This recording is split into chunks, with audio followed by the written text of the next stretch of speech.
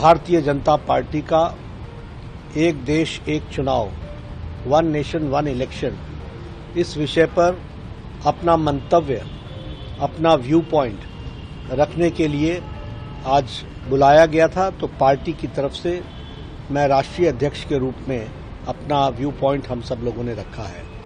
मैं देख रहा हूं कल से ये बीजेपी वालों ने नया शगुफा छोड़ा है, one nation one election, one nation.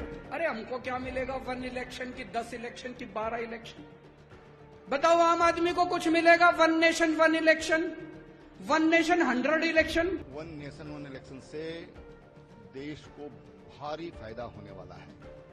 तमाम, एक तो सरकारी धन का जो दुरुपयोग होता है या धन ज्यादा खर्चा होता है समय समय पर इलेक्शन पर, वो तो बचेगा ही, लेकिन जो आचार संहिता के कारण जो डेवलपमेंट के काम रुक जाते हैं, विकास अवरुद्ध हो जाता है, उस विकास को भी गति मिलेगी। एक देश एक चुनाव को लेकर बनाई गई उच्च स्तरीय समिति ने अपनी रिपोर्ट राष्ट्रपति द्रौपदी मुर्मू को सौंप दी है। 18,000 से ज्यादा पेज की इस रिपोर्ट में कई सुझाव दिए गए हैं। रिपोर्ट में कहा गया है कि लोकसभा और विधानसभा चुनाव के बाद 100 दिनों के अंदर निकाय चुनाव भी करा लिए जाएं। नमस्कार, मैं हूं अंजू पांडे और मैं हूं मुस्कान ओझा। फिलहाल अंजू ने जो कुछ भी कहा वो कई लोगों को समझ में आ ही गया होगा। वहीं कई ऐसे लोग भी होंगे जिनके मन में काफी सारे सवाल शोर मचा रहे होंगे कि आखिर ये वन नेशन वन इलेक्शन कौन सी चिड़िया का नाम है। वन नेशन वन इलेक्शन के बारे में करीब 40 वर्षों पहले 1983 में पहली बार चुनाव आयोग ने सुझाव दिया था। फिर 2023 में सरकार ने इस कदम की संभावनाएं तलाशने के लिए एक और कमेटी बनाई। अब इसी के साथ सवाल ये भी आता है कि एक साथ चुनाव कराने से क्या फायदा होगा। इसके कई सारे फायदे गिनवाए जा रहे हैं।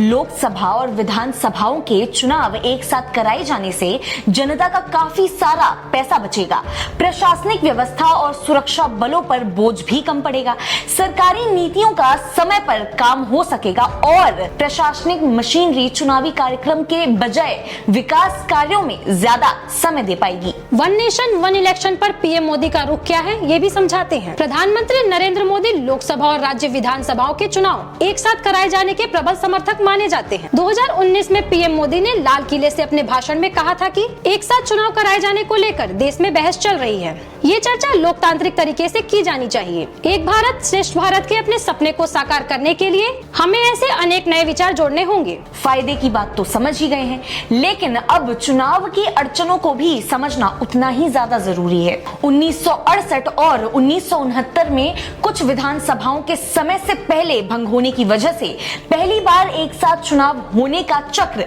बाधित हुआ था। वहीं चौथी लोकसभा भी समय से पहले भंग कर दी गई थी, जिसकी वजह से 1971 में नए चुनाव हुए थे। अब इन सारी चीजों से एक बात और पता चलती है कि लोकसभा और राज्य विधानसभाओं को सामान्य कार्यकाल से पहले भी भंग किया जा सकता है। 2019 के लोकसभा चुनाव के बाद अब तक कई राज्यों में विधानसभा चुनाव हो चुके हैं। अप्रैल मई 2019 से शुरू होकर अब तक कई राज्यों में चुनाव हुए। वर्तमान में हर साल करीब 5 से 7 राज्यों में विधानसभा चुनाव होते हैं। बार बार चुनाव होने की वजह से सार्वजनिक जीवन बाधित होता है। 2015 में कार्मिक सार्वजनिक शिकायत कानून और न्याय पर संसदीय स्थायी समिति ने कहा था कि बार बार चुनाव होने से सामान्य जीवन प्रभावित होता है और जरूरी सेवाएं भी बाधित हो जाती हैं। राजनीतिक रैलियां कराने से सड़क यातायात बाधित होता है और ध्वनि प्रदूषण भी होता है। भारत यानी पक्ष विपक्ष का सारा खेल। जाहिर है वन नेशन वन इलेक्शन पर विपक्ष की भी कुछ न कुछ राय रही ही होगी। दरअसल आलोचकों की राय में एक साथ चुनाव कराने का विचार राजनीति से प्रेरित है। एक साथ चुनाव कराने से मतदाताओं का व्यवहार इस रूप में प्रभावित हो सकता है कि वो राज्य के चुनाव के लिए भी राष्ट्रीय मुद्दों पर मतदान करें, यानी उसी के मुद्दों पर मतदान करने लगेंगे। इससे संभावना है कि बड़ी राष्ट्रीय पार्टियां लोकसभा और विधानसभा दोनों चुनावों में जीत हासिल करेंगी। मुस्कान ने आपको पक्ष विपक्ष का सारा खेल समझा दिया। अब बात करेंगे लोकसभा और विधानसभा के कार्यकाल के संबंध में संवैधानिक प्रावधान क्या कहते हैं। संविधान का अनुच्छेद 83 संसद के दोनों सदनों के कार्यकाल का प्रावधान करता है। अनुच्छेद 83(2) लोकसभा के लिए इसकी पहली बैठक की तारीख से 5 साल के कार्यकाल का प्रावधान करता है, जब तक कि इसे भंग न किया जाए। अनुच्छेद 172(1) राज्य विधानसभा के लिए इसकी बैठक की तारीख से 5 साल के कार्यकाल का प्रावधान करता है। अब सवाल ये है कि क्या लोकसभा और राज्य विधानसभाओं का कार्यकाल बढ़ाया जा सकता है। इसका जवाब है कि आपातकालीन स्थिति को छोड़कर किसी भी कीमत पर सदन का कार्यकाल बढ़ाया नहीं जा सकता है, लेकिन इसे इसके कार्यकाल की समाप्ति से पहले भंग किया जा सकता है। देखिए, विधानसभाओं और लोकसभा की शर्तों को पहली बार कैसे सिंक्रनाइज किया जाएगा? क्या इसके लिए कुछ राज्य विधानसभाओं की मौजूदा शर्तों को बढ़ाना या कम करना संभव होगा? अगर चुनाव एक साथ होते हैं तो क्या उस स्थिति में क्या होगा जब सत्तारूढ़ दल या गठबंधन कार्यकाल के बीच लोकसभा या राज्य विधानसभाओं में बहुमत खो देता है? क्या लोकसभा और विधानसभाओं का कार्यकाल तय होना चाहिए? संविधान के अनुच्छेद 83, 85, 172 और 174 और 356 के प्रावधानों में संशोधन के बिना लोकसभा और राज्य विधानसभाओं के चुनाव एक साथ नहीं कराए जा सकते हैं। एक साथ चुनाव कराने के लिए संघ और राज्य विधानसभाओं के लिए निश्चित कार्यकाल होना जरूरी है। अब ये भी जान लेते हैं कि चुनाव कराने का अनुमानित खर्च कितना होता है।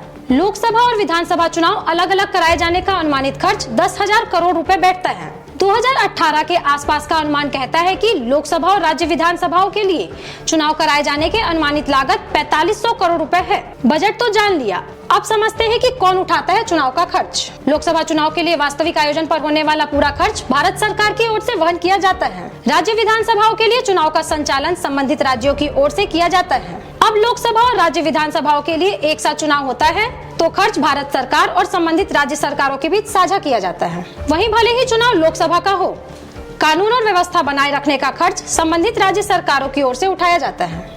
बजट, सरकार, पक्ष विपक्ष की बातें काफी सारी हो चुकी हैं। अब बारी है सुरक्षा और पुलिस बलों की तैनाती पर चर्चा करने की। देखिए, करीब 2 से 5 राज्यों की विधानसभाओं में हर 6 महीने में चुनाव होते हैं।